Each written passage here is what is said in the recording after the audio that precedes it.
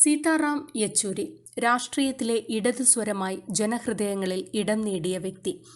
1952 August 12 ചെന്നൈയിൽ ജനിച്ച Yechury 1974 students federation of ഇന്ത്യയിൽ ചേർന്നതോടെയാണ് രാഷ്ട്രീയ യാത്ര ആരംഭിക്കുന്നത്.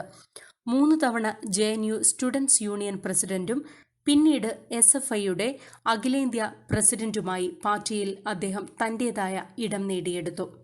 തന്ത്രപരമായ ചിന്തകനും വിവിധ രാഷ്ട്രീയ സഖ്യങ്ങളുടെ പ്രധാന ശില്പിയുമായിരുന്നു.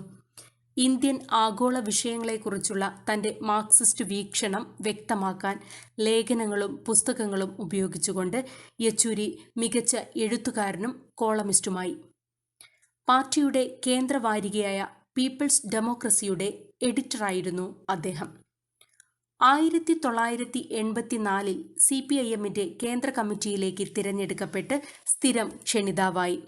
1992 ആയപ്പോഴേക്കും പോളിറ്റ് ബ്യൂറോയിൽ അംഗമായിരുന്നു. 3 പതിറ്റാണ്ടിലേറെയായി അദ്ദേഹം ആ സ്ഥാനം വഹിച്ചു.